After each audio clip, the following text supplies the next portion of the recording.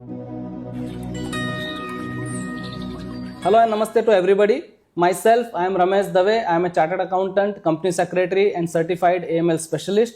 I am head of compliance in a branch of a large multinational bank here in Abu Dhabi. And today we are very fortunate to have His Grace Chaitanya Charan with us, who is visiting this part of the world. Chaitanya Charan ji is a monk, is a mentor, he is a spiritual guide, he is a corporate coach, and also an acclaimed author who has written more than 27 books on the Vedic wisdom. He has written over 4,000 articles. He travels extensively around the globe, covering at least 4 continents and 100 cities in a year, and has given thousands of lectures and inspired many youths and the corporate leaders around the world.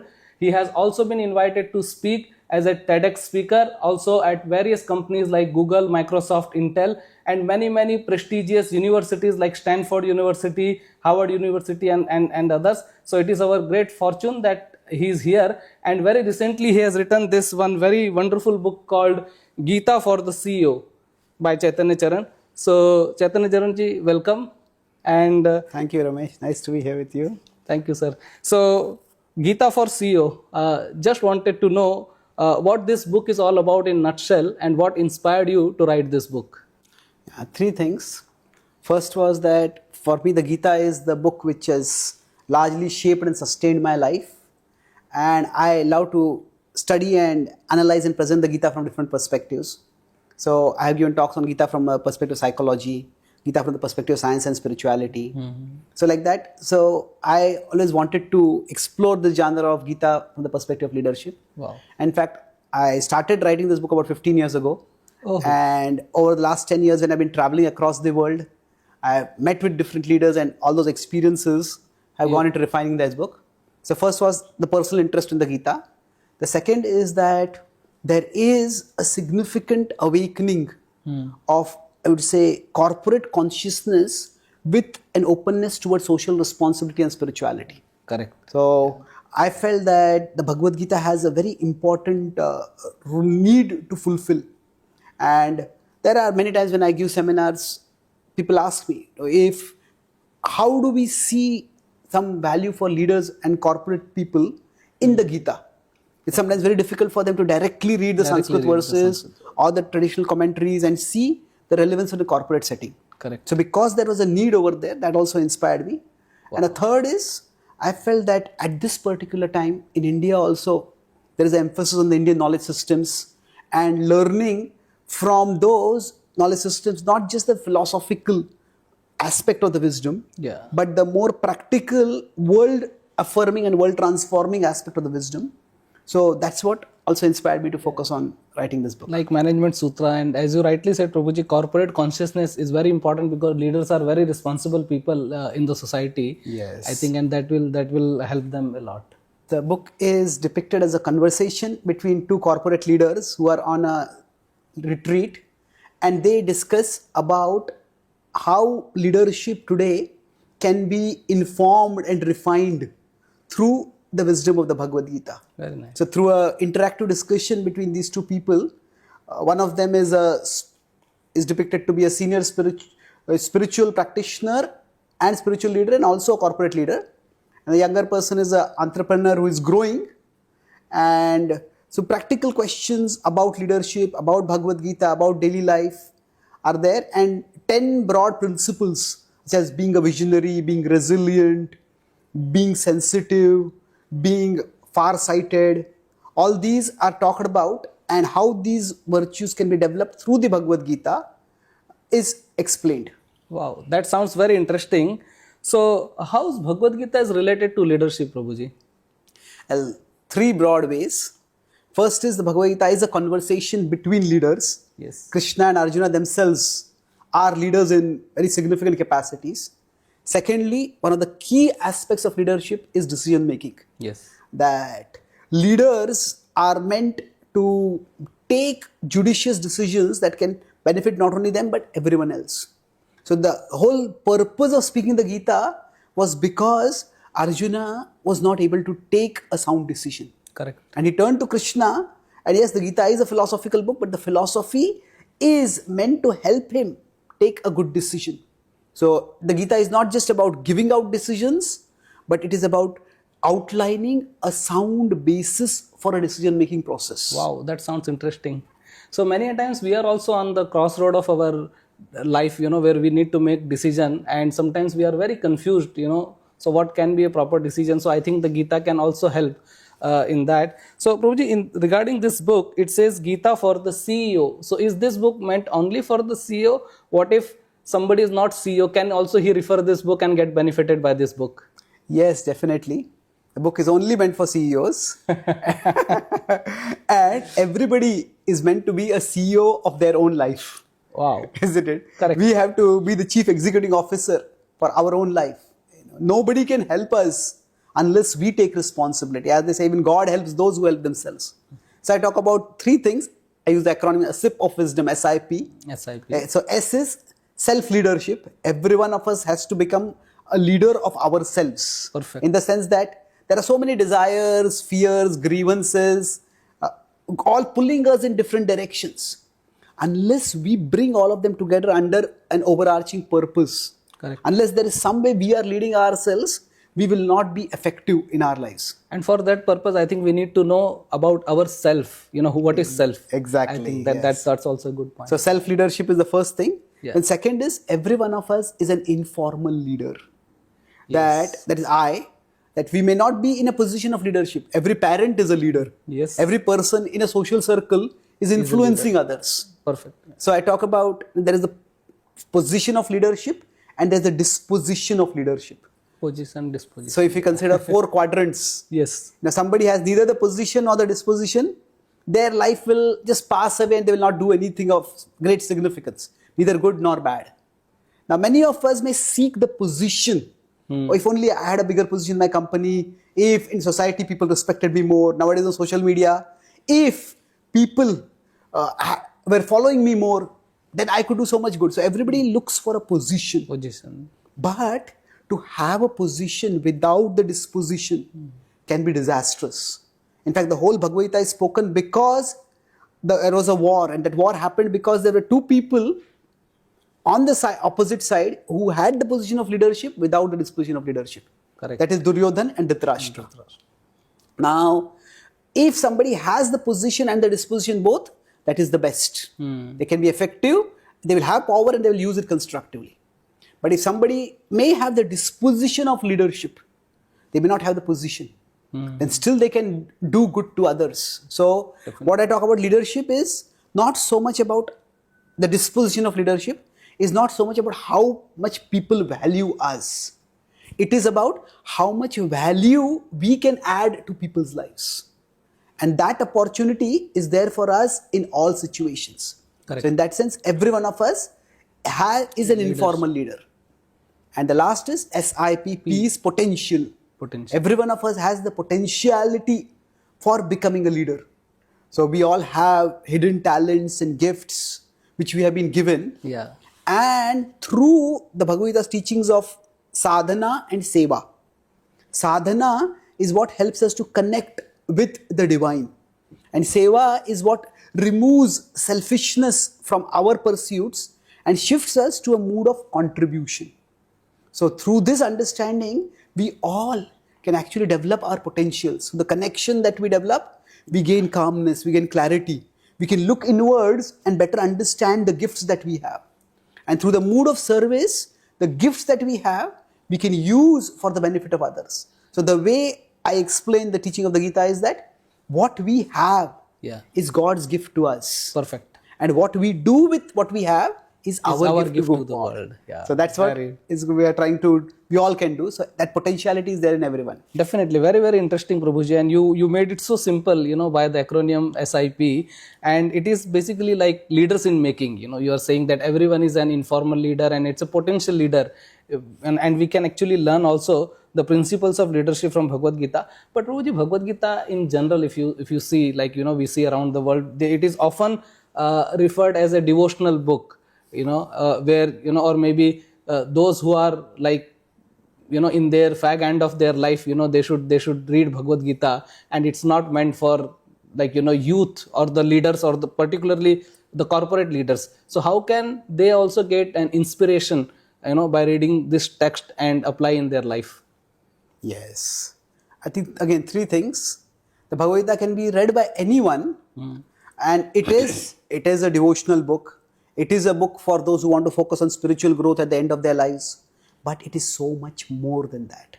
Arjuna himself was not at the end of his life. Correct. Arjuna was in the prime of his life, Prime of his life. about to fight the biggest war of his life. Yeah. So it added value to him at that particular time. And the Gita can do the same for all of us. So broadly speaking, rather than simply going along by how the book has been pursued by us in our past, we can let the book speak for itself. Yeah. If we look at the teachings of the Gita, Yes. they have inspired people all over the world. No, in the West, Ralph Waldo Emerson and Thoreau. In India, Gandhiji and so many other people have read the Bhagavad Gita, and they have contributed to society through that. And especially in today's world, in the Western world, the Gita from India and the Art of War from China, these are seen as very influential books for learning leadership even in the Western world. Wow. So it has a lot of potential for wisdom that we can apply in our lives in the here and now. Yes, definitely, Prabhuji. It's very important because the leaders are influencer, and whatever decision they take influences not only their life but the lives of many others. And particularly when we talk about the corporate world, so nowadays, Prabhuji, you see that the leaders, or I would say the people in the corporate world are in a different zone. Like there is so much of work stress. The life is so fast and so much. So meaning, what are the challenges in your view, which you would have come across when you give talk in the corporate world and as well as in the universities? What is the factor which is the most challenging, which they are facing in today's world, and what opportunity this wisdom can provide to them so that they can align with their work life balance and also lead a wonderful life? Yes. I feel all the challenges that are faced ultimately boil down to discouragement. Discouragement. Life is difficult. Yes. There is stress, there is anxiety, there is depression. So ultimately, everybody gets this question that what am I doing? Is it really worth it? I am facing so many difficulties, and leadership means actually facing more difficulties than everyone else. Definitely, yeah. So then, is it really worth it? So at the start of the Bhagavad Gita, Arjuna puts aside his bow. I can't fight. He becomes dejected. But by the end of the Gita, Arjuna has picked up his picks bow, up the bow, with readiness to fight. So that bow of Arjuna represents our enthusiasm, our determination. Correct. So life may batter us and shatter us. And give a lot of discouragement. Yes. But the Gita's message, like it lifted Arjuna up, it can lift all of us up. Yeah. And how does it do that? It gives us a bigger vision of what we are doing in life. To consider three teachers who are teaching in adjacent classrooms in a school. Say we go and ask the teachers, each of them one by one, what are you doing? And the first teacher says, I am teaching these dumb kids this dumb subject. And the second teacher, he says, I'm just trying to earn a living. Yes. And the third teacher says, I am trying to shape the minds of those who will be shaping the future of the world. Wow. Wonderful. Now, who will be more inspired? The third one, definitely. So similarly, And he'll be happy also. exactly. So the Gita helps us see that we are not just alone trying to struggle and make a mark in the world. We are parts of a far higher reality. We are parts of the divine. And each one of us has a part in the divine plan. So leadership can be, people are so dumb and I just have to get them to listen so that I do this task and I can rise in my hierarchy and become big. So that could be one way of looking at leadership. Yeah. We can look down at people and see people are dumb and they don't listen to me. Other could be, leadership is the way I'll get fame and power and glory, and that's what I'm looking for. Third could be that each one of us has a spark of the divine within it. Each one of us has great potential. Yes. And if we have the opportunity to help others, to bring out their potentials, and the greatest leaders are not just those who do great things themselves, or those who inspire others to do great things, but those who inspire others to do great things also. So Yeah, if we can do that, and each one of us has the potential to do that, our life can be an means by which higher wisdom and higher energy can act through us, and we can become an instrument of divine compassion, of divine creativity, of divine agency for bringing about a better world externally and a better heart internally. Wow, very nice. So that is how the Gita gives us a grand vision for our life. And by the grandness of that vision, the discouragement that can come from our immediate challenges in life can be overcome. Wow. So nice, Roji. Actually, so this is very, very important, to be enthused, to get encouraged in our life. Otherwise, many times life gives so much of challenges that the people get discouraged. So, Roji, here considering Arjuna, who is the central focus of Gita, considering him as the CEO, and for anybody, he gets education, by two ways in his life. So one is basically the formal education by way of the school and universities, and other is the family education, which somebody, the values which you get in life. So many times when we see that in Arjun's case, both were best. The family education was given by none other than Bhishma Pitama, who himself was, disciple of Brahaspati. And also he got formal education from Dronacharya, which was like Harvard University at that time for Arjuna. Still, he was not able to make a decision in his life. So many a times, my question is coming that the CEO or the leaders might have best of the education in their life, but many a times there is something which actually prevents them to actually take the right decision, or maybe, to control over their emotions and all those things. So will this book, or maybe Bhagavad Gita in general, will help in this situation? Yes, definitely. One of the things that the Bhagavad Gita acknowledges is that life is tough. Yes. And life is tough not just because difficulties come in our life, but there are three levels. One is bad things happen to us. Yes. That is difficult to deal with. Bad things are done to us by somebody. That is, first is adversity. Yes. Second is atrocity. Atrocity. But the most difficult situation is when bad thing has to be done by us. That means we are in a situation Yes. where we just don't have any good choices. Somebody is the leader of a company and the economy has gone down and they have to fire people. They don't want to, but they have to. Yes. So that is the time when responsible people suffer from agony. The agony of making difficult decisions. Correct. So Arjuna had adversity, atrocity throughout his life. But at the time of the Bhagavad Gita, he faced agony. So he had an extremely difficult decision to do. And some people say Arjuna just became scared of fighting.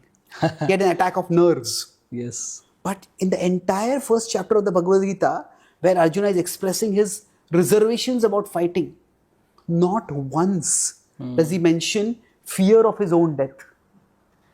His concern is, am I doing the right thing? Is fighting the right thing to do? What will be the consequences for the dynasty? What will be the consequence for society? Correct. So imagine if a CEO has to Take a hard declare the company bankrupt. Then their concern could be, hey, I had bought this mansion. How will I pay the installments for the mansion? Or their concern could be, we have 300 employees. What will happen to their families? Their lives, yeah. So the anxiety might be there, but the level of anxiety also reveals the level of responsibility of a person. Okay, yes. So Arjuna's anxiety also shows his responsibility. Correct. So yes, life is tough and we will have difficulties. Even the best of us, people who may be very well educated in terms of skills and values, they will also face difficulties. But through the Gita's wisdom, we will be able to not only go through that difficulty, but also grow through it. Okay. Thank you so much, Roji. Just a very last question, which generally is there in everyone's mind. Many a time people, particularly those who are in the corporate world or who are very workaholic actually, they just say that work is worship. I have no time for your Gita, I have no time for everybody. How does, this book helps, to overcome like that concept, or really understand that how work is worship? Yes. The Gita specifically says, Swakarmana tam abhyarcha. Through your work, worship that Lord. Okay. So it is not work worship. is worship, it is work as worship. Okay, so work is a medium of worship. Yes, work Okay. needs to be done in the mood of worship. Perfect. So now work is worship can be good as an ethical principle that no worker should be demeaned because you are doing a low quality work. So everybody should be respected. So for all respecting all work and all workers, that is a fine ethical principle. But it's not a philosophical principle. Okay. Why? Because work engages and entangles us in the world Correct. and it consumes our consciousness. The person who is constantly working will hardly ever think of worship or think of any higher reality. We can He will not get time, bro. yeah, will not even time. Along with that, the mental space will not be there. Space will not be. We can pretend that I'm doing it all for God, but the God that we are working for will be our own ego in due course of time. What they say, every good cause, every often noble intentions start off as a good cause, but after that they just become a business and then they become a racket. So unless we have time exclusively devoted for having our spiritual connection through worship done exclusively, our work will not be done in the mode of worship. Correct. So the Gita says, Mam anusmara yudhyacha. Remember me and fight. So the remember me part is the connection that we establish. That is the sadhana. And the fight is the contribution, the seva. So yes, when we give time for worship exclusively, then we will have the consciousness by which even our work can be done in the mood of worship. Wow. So this is very nice, to know that work is actually a medium or, a tool, by which you can worship the Lord. Yes. And work itself is not actually a worship. So thank you, Like Guruji. if we conclude this point, God is present in the temple, God is also present in our office. Correct. God is also present in wherever our workplace may be. Yes. But although God is everywhere, we can't perceive Him everywhere. It's like water. Water is everywhere as water vapor. Yes. But we can't just hang out our tongue and get water. We have to go to a place where there's water available. Correct. So when we place ourselves in that atmosphere where we can experience the presence of God tangibly through activities of worship, then with that sensitized consciousness, when we work, we will be able to perceive the hand of God in our life. We'll be able to act in a mood of service to God. Yeah. And that's how work becomes worship. Thank you, Prabhuji. So I think these are such a wonderful concept which I think you have enumerated in this book, and also it will definitely help all the leaders and the CEO, as you very rightly said. Indeed, I learned this concept today that everyone is CEO in their own life because they are CEO of their own life, their own self. So I think I'm sure, Prabhuji, this book is going to inspire everybody who are the CEO of their own life and also the corporate leaders, the corporate world CEOs. And thank you for having time with us, and looking forward to go through this book and also to share this book with many of my corporate friends. Thank you so much. Thank you so much.